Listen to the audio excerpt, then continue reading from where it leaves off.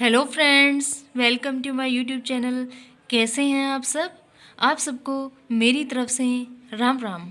Friends, हम पढ़ रहे थे अधिगम के सिद्धांत, और अधिगम के सिद्धांत में आज हम पढ़ेंगे बी.एफ. स्किनर का क्रिया प्रसूत अनुबंधन का सिद्धांत। तो फ्रेंड्स, आप जानते हैं कि अधिगम एक बहुत ही महत्वपूर्ण टॉपिक है, और जो आपके हर टीचिंग एग्ज़ाम में आता है, चाहे वो DSSS भी हो, KVS हो, रीट के दोनों एग्ज़ाम जैसे प्री या मेंस, या फिर आपका कोई भी स्टेट का टेट हो, सब एग्ज़ाम में अधिगम एक महत्वपूर्ण टॉपिक है। तो फ्रेंड्स, आज हम बी.एफ. स्किनर का सिद्धांत पढ़ेंगे, और इस सिद्धांत को इतना विस्तृत प्रकार से पढ़ेंगे कि आपको कहीं और से इस टॉपिक को पढ़ने की ज़रूरत नहीं पड़ेगी।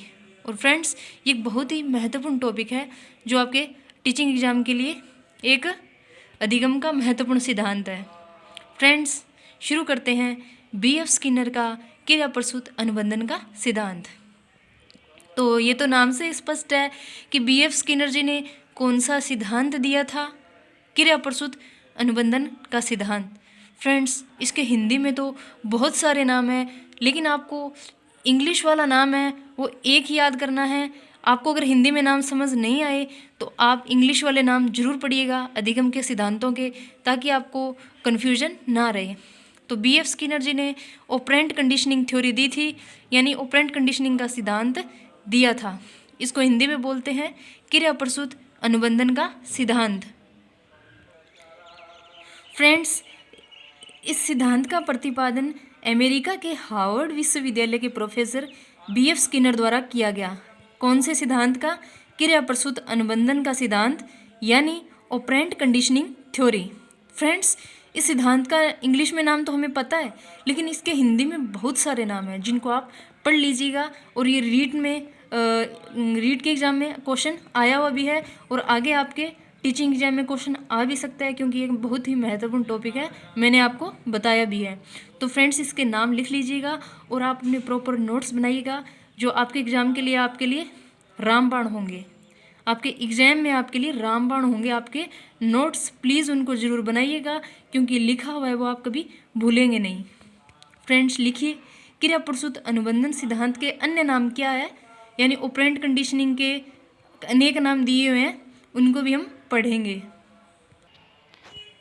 देखिए फ्रेंड्स, निमित्तिक अनुबंधन का सिद्धांत, कार्यात्मक प्रतिबद्धता का सिद्धांत, सक्रिय अनुबंधन का सिद्धांत, अभिक्रमित अनुदेशन का सिद्धांत, यानी बी.एफ. स्किनर जो क्रिया प्रसूत अनुबंधन सिद्धांत दिया था ना, इसके कई नाम हैं, लेकिन आप इंग्लिश वाला नाम याद कर लीजिएगा और एग्ज़ाम में देख लीजिएगा ऑपरेंट कंडीशनिंग थ्योरी किसने दी थी? बी.एफ. स्किनर ने। हिंदी में इसके एक नाम है, ठीक है ना फ्रेंड्स? इनको भी आप याद कर लीजिए और लिख लीजिए। फ्रेंड्स, हम देखते हैं कि बी.एफ. स्किनर जी ने किस पर अपना प्रयोग किया था और कौन से सिद्धांत का प्रतिपादन किया था।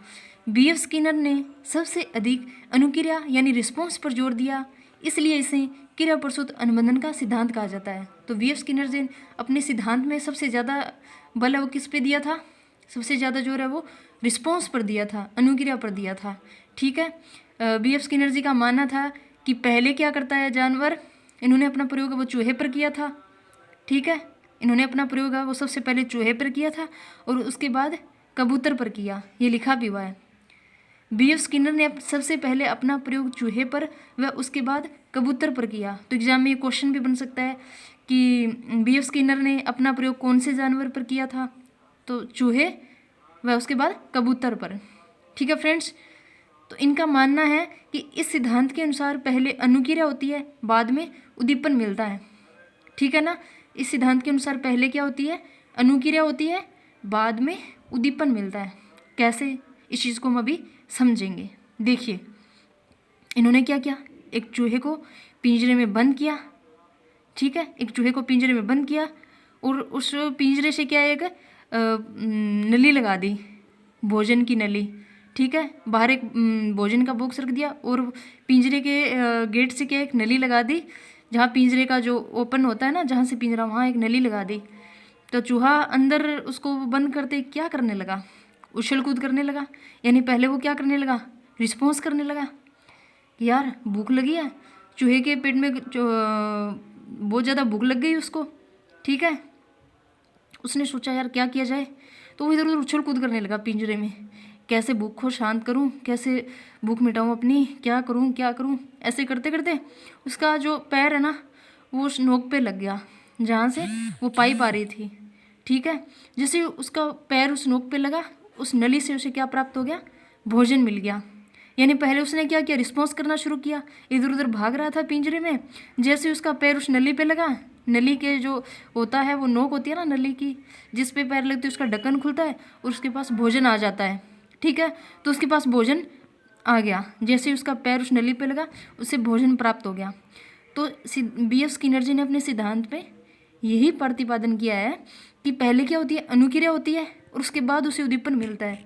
तो ये सिद्धांत कैसे सिद्ध हुआ कि चूहे ने पहले क्या किया, पहले अनुक्रिया करनी शुरू की, अनुक्रिया की तभी उसे उद्दीपन मिला। उद्दीपन उसके लिए क्या था, भोजन। तो चूहे ने पहले अनुक्रिया की और उसके बाद में उसे क्या मिला, उसका उद्दीपन मिल गया, यानी उसे उसका भोजन मिल गया। तो B.F. स्किनर जी के अनुसार पहले रिस्पॉन्स होता है, फिर उसे क्या मिलता है, स्टिमुल्स मिलता है। पहले क्या होता है, रिस्पॉन्स, उसके बाद स्टिमुल्स प्राप्त होता है। उसे रिस्पॉन्स किया, उसे उसका स्टिमुल्स मिल गया। स्टिमुल्स क्या था, उसका भोजन। इसके बाद देखिए स्किनर जी ने क्या कहा, जैसे जैसे पुनर्बलन मिलता है वैसे वैसे सही अनुक्रिया करने और लक्ष्य तक पहुंचने में तीव्रता आती है। क्या कहा था स्किनर जी ने, जैसे जैसे पुनर्बलन मिलता है ना वैसे वैसे सही अनुक्रिया होती है और लक्ष्य तक पहुंचने में तीव्रता आती है। सीखने की अनुक्रिया में पुनर्बलन का विशेष महत्व है। कैसे, देखिए इस चीज़ को, देखिए इस चीज़ को कैसे। पुनर्बलन क्या हुआ, देखिए चूहे ने क्या किया था, पिंजरे में कैद करने के बाद उसने क्या किया, रिस्पॉन्स करना शुरू कर दिया, उछल कूद करना शुरू कर दिया। ठीक है ना, उसने उछल कूद करना शुरू किया, उसका पैर भोजन की जो नली थी उसकी नोक पे लगा, उसे भोजन प्राप्त हो गया। तो भोजन उसके लिए क्या हो गया, पुनर्बलन हो गया। भोजन उसके लिए क्या हो गया, पुनर्बलन हो गया। तो ये लाइन भी यही बता रही है कि जैसे जैसे पुनर्बलन मिलता है वैसे वैसे सही अनुक्रिया करने और लक्ष्य तक पहुंचने में तीव्रता आती है। जैसे जैसे उसे पुनर्बलन यानी भोजन मिला तो वैसे वैसे क्या करने लगा, रिस्पॉन्स करने लगा। दोबारा उस नोक पे क्या करता, पंजा मारता, तो उसे वापस भोजन आ जाता। तो इससे क्या हो गया, वो अपने लक्ष्य तक पहुंच गया। तो B.F. स्किनर जी ने पुनर्बलन का अपने सिद्धांत में बहुत विशेष महत्व बताया है। तो ये क्वेश्चन भी बन सकता है कि पुनर्बलन की परिभाषा किसने दी थी, B.F. ठीक है, आपको इतना समझ आ गया होगा फ्रेंड्स। तो आपको पता है कि सीखने की अनुक्रिया में पुनर्बलन का विशेष महत्व है, ये आपको समझ आ गया होगा। जैसे जैसे पुनर्बलन मिलता है वैसे वैसे सही अनुक्रिया करने और लक्ष्य तक पहुंचने में तीव्रता आती है। सीखने की अनुक्रिया में पुनर्बलन का विशेष महत्व है। और मैंने ये आपको बता दिया फ्रेंड्स कि सीखने की अनुक्रिया में पुनर्बलन का विशेष महत्व कैसे है और पुनर्बलन क्या है, इसकी हम परिभाषा पढ़ेंगे। वैसे तो मैंने आपको इस उदाहरण में समझा ही दिया है कि पुनर्बलन क्या था और क्या होता है, चूहे के लिए उसका पुनर्बलन क्या था। फ्रेंड्स आपको इतना समझ आ गया होगा, मुझे पूरी उम्मीद है। वीडियो को पूरा वॉच कीजिएगा क्योंकि 2-4 मिनट की वीडियो देखने से आपको कुछ भी समझ नहीं आएगा, ये मैं आपको हर बार बोलती हूँ। फ्रेंड्स आप नोट्स जरूर बनाइएगा क्योंकि लिखने से आपको अच्छा याद होगा।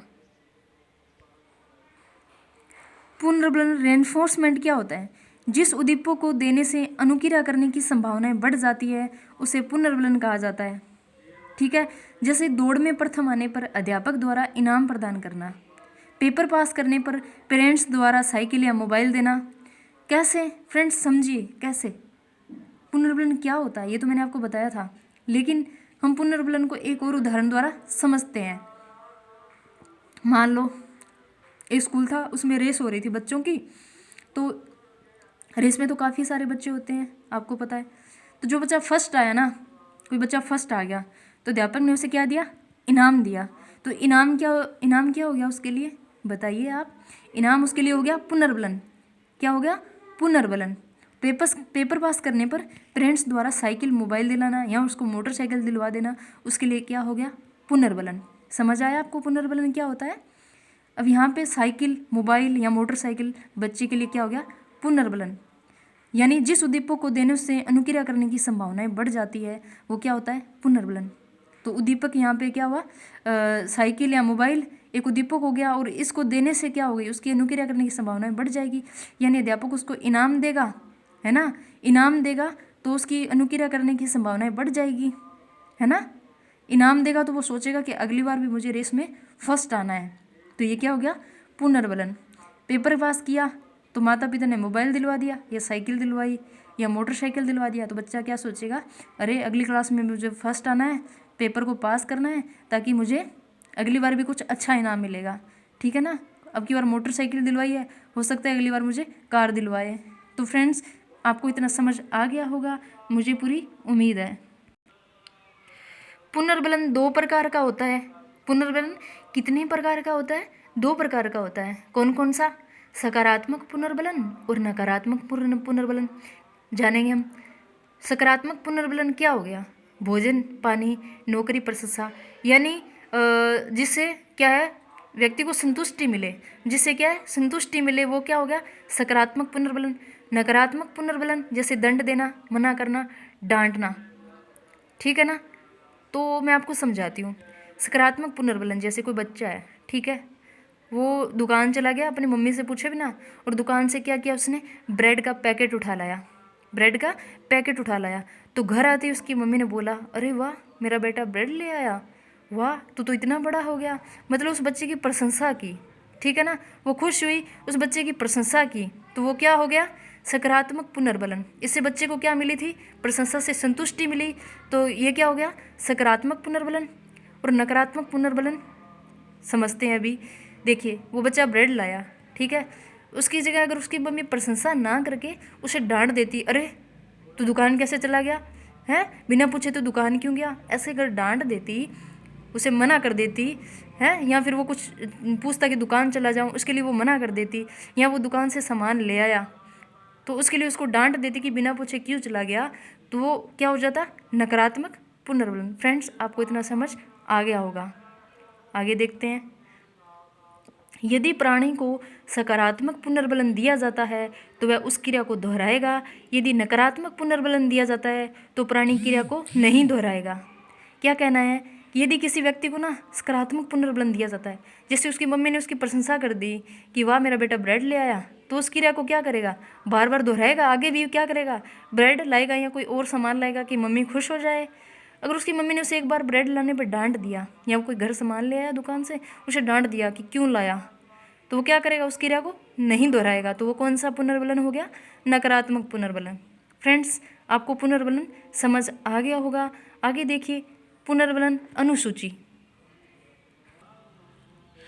पुनर्बलन अनुसूची कितने प्रकार की होती है, पुनर्बलन अनुसूची है वो 2 प्रकार की होती है। कौन कौन सी, सतत पुनर्बलन अनुसूची और आंशिक पुनर्बलन अनुसूची। सतत पुनर्बलन अनुसूची कौन सी होती है फ्रेंड्स, अभी देखते हैं। इसमें जब जब क्रिया होती है तो पुनर्बलन दिया जाता है। जैसे प्रत्येक सवाल हल करने पर बच्चे की तारीफ करना। कैसे, सतत पुनर्बलन अनुसूची मतलब कंटिन्यू रेनफोर्समेंट, ठीक है, कंटिन्यू रेनफोर्समेंट। इसमें जब जब क्रिया होती है तो पुनर्बलन दिया जाता है। यानी जब कोई बच्चा सवाल हल करता है, ठीक है, और वो एक सवाल कर लिया और टीचर के पास दिखाने ले गया कि देखिए कैसा है सवाल सही, यानी टीचर ने देखा कि ये सवाल इसने सही किया, वो तारीफ़ कर देता है। फिर वो दोबारा बच्चा सवाल करके ले जाता है, फिर टीचर उसकी तारीफ़ कर देता है, वाह बेटा शाबाश। फिर वो तीसरी बार सवाल करके ले जाता है, फिर टीचर उसकी तारीफ़ कर देता है। ऐसे वो बार बार सवाल करके लेके जा रहा है, टीचर उसकी हर सवाल पे तारीफ़ कर रहा है, तो वो क्या हो गया सतत पुनर्बलन अनुसूची। और आंशिक पुनर्बलन अनुसूची कौन सी होती है, आंशिक पुनर्बलन अनुसूची, इसमें हर क्रिया के लिए पुनर्बलन नहीं दिया जाता, बल्कि कुछ क्रियाओं के लिए पुनर्बलन दिया जाता है।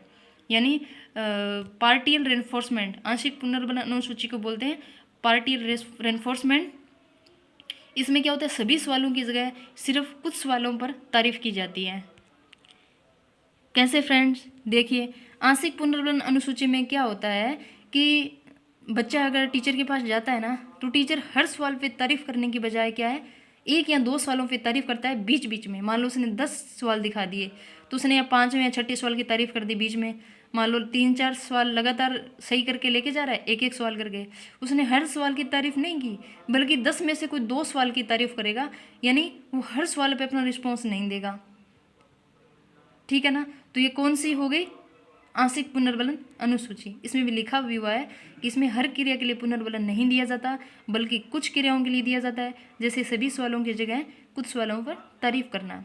फ्रेंड्स, जो इम्पोर्टेंट अनुसूची है ना, वो है आंशिक पुनर्बलन अनुसूची, यानी पार्टियल रेनफोर्समेंट। ये पुनर्बलन में जो अनुसूचियों की एक इम्पोर्टेंट अनुसूची है। और फ्रेंड्स, हमने बी एफ स्किनर जी का क्रिया प्रसूत अनुबंधन का सिद्धांत पूर्ण अध्ययन कर लिया है। फ्रेंड्स, इसमें से शायद ही कोई क्वेश्चन बनता हो, बाकी जितना टॉपिक था ना, हमने पूरा इस नोट्स को कवर कर लिया है। और इसके बाद आपको इस सिद्धांत से रिलेटेड कोई भी वीडियो या क्लास शायद ही देखने की ज़रूरत पड़े, या शायद ही कोई बुक अलग से उठाने पढ़ने की ज़रूरत पड़े। फ्रेंड्स, वीडियो आपको कैसा लगा मुझे कमेंट सेक्शन में बताइएगा। आपको मेरी क्लास कैसे लगती है, और मुझे अपनी क्लास में क्या इम्प्रूवमेंट करने की ज़रूरत है। फ्रेंड्स, आप सबको मेरी तरफ से राम राम, धन्यवाद।